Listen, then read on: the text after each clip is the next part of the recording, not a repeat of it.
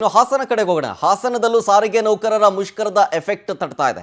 KSRTC bus ನಿಲ್ದಾಣ ಸಂಪೂರ್ಣ ಖಾಲಿ ಇಲ್ಲಿ ಕಂಪ್ಲೀಟ್ ಈ ಕೆಎಸ್ಆರ್ಟಿಸಿ ಬಸ್ ನಿಲ್ದಾಣ ಖಾಲಿ ಆಗಿದೆ.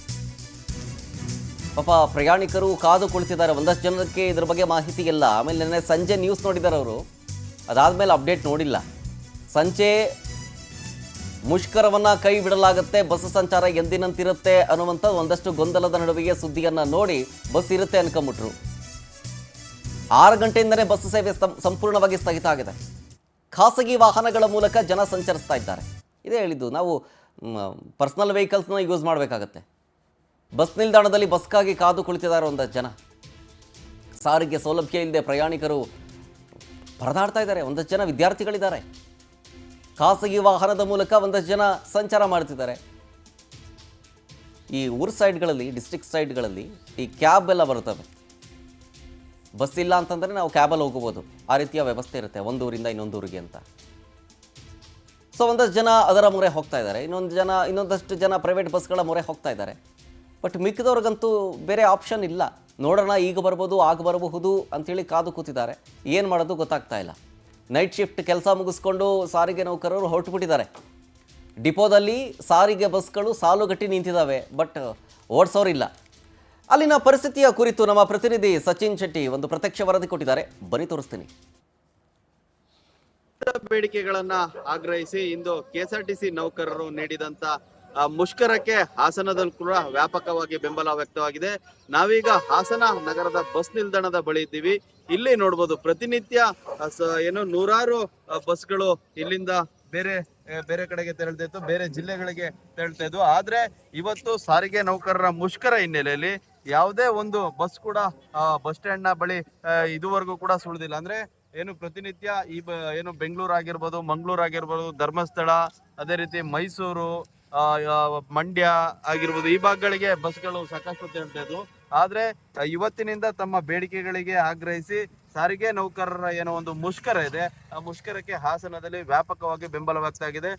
ಬಸ್ಗಳಿಲ್ಲದೆ ಬಸ್ ಸ್ಟ್ಯಾಂಡ್ ಸಂಪೂರ್ಣವಾಗಿ ಖಾಲಿ ಆಗಿರ್ತಕ್ಕಂಥದ್ದು. ಪ್ರತಿನಿತ್ಯ ಇಲ್ಲಿ ನೂರಾರು ಜನರು ಪ್ರಯಾಣಿಕರು ಬರ್ತಾ ಇದ್ರು, ಬೇರೆ ಕಡೆಗೆ ತೆರಳ್ತಾ ಇದ್ರು. ಆದ್ರೆ ಇವತ್ತು ಮುಷ್ಕರದ ಮಾಹಿತಿ ಇರೋದ್ರಿಂದ ಬಸ್ ಸ್ಟ್ಯಾಂಡ್ಗೂ ಕೂಡ ಪ್ರಯಾಣಿಕರು ಬಂದಿಲ್ಲ. ಒಂದಷ್ಟು ಜನ ಪ್ರಯಾಣಿಕರು ಮಾತ್ರ ಬಂದಿರತಕ್ಕಂಥದ್ದು. ಮಾಹಿತಿ ಕೊರತೆಯಿಂದಾಗಿ ಒಂದಷ್ಟು ಜನ ಪ್ರಯಾಣಿಕರು ಬಂದು ಈ ಬಸ್ ಸ್ಟ್ಯಾಂಡ್ ನಲ್ಲಿ ಕಾಯ್ತಾ ಇರ್ತಕ್ಕಂಥದ್ದು. ಆದ್ರೆ ಇದುವರೆಗೂ ಕೂಡ ಯಾವುದೇ ಒಂದು ಬಸ್ ಕೂಡ ಇತ್ತ ಸುಳಿದಿಲ್ಲ. ನಿನ್ನೆ ಮಧ್ಯಾಹ್ನನೇ ಸಂಪೂರ್ಣವಾಗಿ ನೌಕರರು ತಮ್ಮ ಕೆಲಸವನ್ನ ಬಿಟ್ಟಿರ್ತಕ್ಕಂಥದ್ದು. ಈಗಾಗಲೇ ಜಿಲ್ಲಾಧಿಕಾರಿಗಳು ಕೂಡ ಒಂದು ಆದೇಶದ ಹಿನ್ನೆಲೆಯಲ್ಲಿ ಕೆಲ ಖಾಸಗಿ ಬಸ್ಗಳು, ಅಂದ್ರೆ ದೂರದ ಊರುಗಳಿಗೆ, ಮಂಗಳೂರು ಆಗಿರ್ಬೋದು, ಬೆಂಗಳೂರು, ಈ ಭಾಗಗಳಿಗೆ ಖಾಸಗಿ ಬಸ್ಗಳು ಪ್ರಯಾಣ ಆರಂಭ ಆಗಿದೆ. ಆದ್ರೆ ಖಾಸಗಿ ಬಸ್ಗಳಿಗೂ ಕೂಡ ಪ್ರಯಾಣಿಕರ ಕೊರತೆ ಎತ್ಕಾಣ್ತಾ ಇರ್ತಕ್ಕಂಥ. ಯಾಕೆಂತಂದ್ರೆ ಈಗಾಗಲೇ ಸಾರಿಗೆ ಮುಷ್ಕರ ಇದೆ ಅನ್ನೋದು ಗೊತ್ತಿರೋದ್ರಿಂದ ಸಾಕಷ್ಟು ಜನರು ಕೂಡ ಬರೋದಕ್ಕೆ ಹಿಂದೇಟಾಗ್ತಿದ್ದಾರೆ.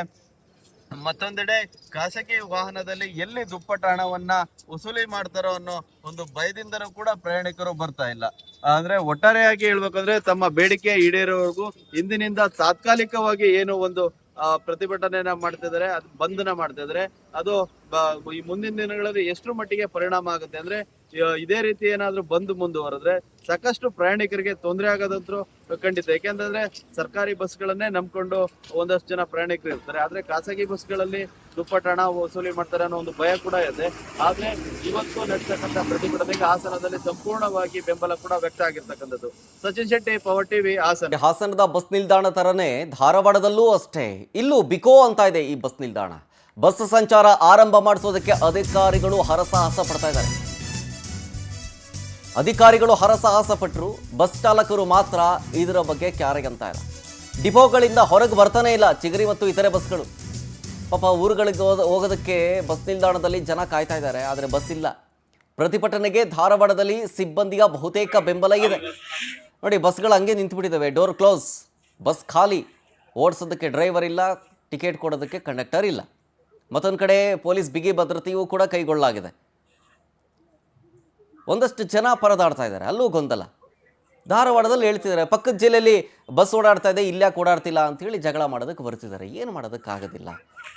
ಅಲ್ಲಿನ ಒಂದಷ್ಟು ಸಿಬ್ಬಂದಿಗಳ ಕನ್ಫ್ಯೂಷನ್ಸ್ ಇದ್ದಾವೆ. ಒಂದು ಕಡೆ ಓಡಿಸ್ತಾ ಇದ್ದಾರೆ, ಒಂದು ಕಡೆ ಓಡಿಸ್ತಾ ಇಲ್ಲ. ಈ ರೀತಿಯಾದಂತಹ ಕನ್ಫ್ಯೂಷನ್ಸ್ನಿಂದಾಗಿಯೇ ಬಸ್ ಸಂಚಾರದಲ್ಲಿ ಒಂದಷ್ಟು ಕಡೆಗಳಲ್ಲಿ ವ್ಯತ್ಯಯ ಉಂಟಾಗಿದೆ, ಒಂದಷ್ಟು ಕಡೆಗಳಲ್ಲಿ ಎಂದಿನಂತೆ ಸಂಚಾರ ಮಾಡಲಾಗ್ತಾ ಇದೆ. ಧಾರವಾಡ ಆಯಿತು, ಅದೇ ರೀತಿಯ ಬಾಗಲಕೋಟೆಗೆ ಹೋಗೋಣ. ಬಾಗಲಕೋಟೆಯಲ್ಲಿ ಬೆಳಗ್ಗೆಯಿಂದಲೇ ಬಸ್ಗಳ ಸಂಚಾರವನ್ನು ಬಂದ್ ಮಾಡಲಾಗಿದೆ. ಇಲ್ಲಿ ಬೆಳಗ್ಗೆಯಿಂದಲೇ ಬಸ್ ಸ್ಟಾರ್ಟ್ ಆಗಿಲ್ಲ. ಬಸ್ ನಿಲ್ದಾಣದಲ್ಲಿ ಪ್ರಯಾಣಿಕರು ಪರದಾಡ್ತಾ ಇದ್ದಾರೆ, ಬಸ್ ಇಲ್ಲವಲ್ಲ ಅಂತ. ಅಲ್ಲೂ ಮಾಹಿತಿಯ ಕೊರತೆಯಿಂದಾಗಿ ಜನ ಬಂದ್ಬಿಟ್ಟಿದ್ರು ಬಸ್ ನಿಲ್ದಾಣಕ್ಕೆ. ಜಿಲ್ಲೆಯಿಂದ ಯಾವುದೇ ಬಸ್ಗಳ ಸಂಚಾರ ಇಲ್ಲ, ಜನರು ಒದ್ದಾಡ್ತಾ ಇದ್ದಾರೆ. ಮುಂಜಾಗ್ರತೆ ಹಿನ್ನೆಲೆಯಲ್ಲಿ ಬಸ್ ನಿಲ್ದಾಣದ ಸುತ್ತ 1 ಕಿಲೋಮೀಟರ್ ನಿಷೇಧಾಜ್ಞೆಯನ್ನು ಜಾರಿಗೊಳಿಸಲಾಗಿದೆ. ಬಾಗಲಕೋಟೆ ಕೇಂದ್ರ ನಿಲ್ದಾಣದಲ್ಲಿ ಬಸ್ ಸಂಚಾರವನ್ನು ಬಂದ್ ಮಾಡಲಾಗಿದೆ. ಪೊಲೀಸರ ಸೆಕ್ಯೂರಿಟಿ ಇದೆ. ವಾಯುವ್ಯ ಕರ್ನಾಟಕ ಅದು ಕೂಡ ಬಂದ್. 4 ನಿಗಮಗಳು ಬಂದ್ ಮಾಡಿದವೆ. ಇರಲಿ, ಮಾಹಿತಿ ಇರಲಿ. 4 ನಿಗಮಗಳು, ವಾಯುವ್ಯ, ಈಶಾನ್ಯ, ಜೊತೆಗೆ KSRTC ಬಸ್, BMTC ಬಸ್, 4 ನಿಗಮಗಳ ಬಂದ್ ಇರುತ್ತೆ. ಸೊ ಹಾಗಾಗಿ ಒಂದಷ್ಟು ಜಿಲ್ಲೆಗಳಲ್ಲಿ ಓಡಾಡ್ತಾ ಇದೆ, ಒಂದಷ್ಟು ಜಿಲ್ಲೆಗಳಲ್ಲಿ ಓಡಾಡ್ತಾ ಇಲ್ಲ. ಸೊ ಹಾಗಾಗಿ ಬೆಟರ್ ಒಂದು ಪರ್ಸನಲ್ ವೆಹಿಕಲಲ್ಲಿ ಹೋದರೆ ಒಳ್ಳೆಯದು, ಇಲ್ಲಾಂದರೆ ಪ್ರೈವೇಟ್ ಬಸ್ಗಳ ಮೊರೆ ಹೋಗೋದು ಒಳ್ಳೆಯದು. ಬಾಗಲಕೋಟೆ ಆಯಿತು, ಈಗ ಚಾಮರಾಜನಗರಕ್ಕೆ ಹೋಗೋಣ. ಚಾಮರಾಜನಗರದಲ್ಲಿ ಬೆರಳೆಣಿಕೆಯಷ್ಟು ಬಸ್ಗಳು ಸಂಚಾರವನ್ನು ಮಾಡ್ತಾ ಇದೆ. ನೋಡಿ, ಇಲ್ಲೊಂದು ರೀತಿಯಾಗಿ ವಿಭಿನ್ನ. ಸಮರ್ಪಕವಾಗಿ ಬಸ್ ಇಲ್ಲ ಅಷ್ಟೇ, ಬೆರಳೆಣಿಕೆಯಷ್ಟು ಬಸ್ಗಳು ಓಡಾಡ್ತಾ ಇದ್ದಾವೆ ಇಲ್ಲಿ. ಬಟ್ ಪ್ರಯಾಣಿಕರು ಪರದಾಡ್ತಾ ಇದ್ದಾರೆ. ಚಾಮರಾಜನಗರದಿಂದ ಮೈಸೂರು ಗುಂಡ್ಲುಪೇಟೆಗೆ ಹೋಗಬೇಕು, ಬೆಂಗಳೂರು ಕಡೆಗೆ ಹೋಗಬೇಕು. ಪ್ರಯಾಣಿಕರು ಕಾದು ಕಾದು ಸುಸ್ತಾಗಿದ್ದಾರೆ.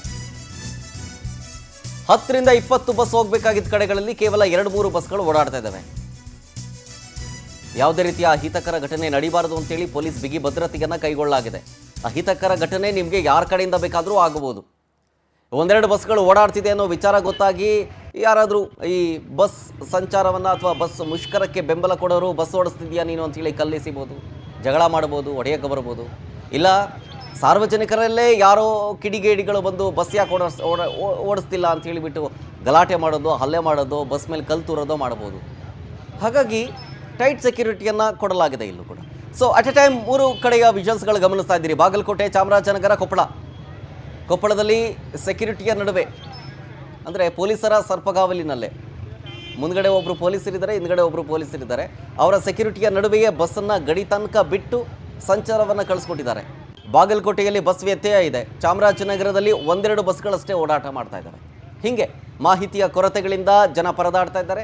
ಮತ್ತೊಂದು ಕಡೆ ಕನ್ಫ್ಯೂಷನ್ಸ್ನಲ್ಲಿ ಒಂದಷ್ಟು ಜನ ಸಾರಿಗೆ ಸಿಬ್ಬಂದಿಗಳು ಬಸ್ ಓಡಿಸ್ತಾ ಇದ್ದಾರೆ, ಒಂದಷ್ಟು ಜನ ನಿಲ್ಲಿಸ್ಬಿಟ್ಟಿದ್ದಾರೆ. ಸೊ ನೋಡಬೇಕು ಇನ್ನಷ್ಟೇ ಮುಂದಿನ ಬೆಳವಣಿಗೆ ಏನೇನು ಅಂತ ಹೇಳಿ.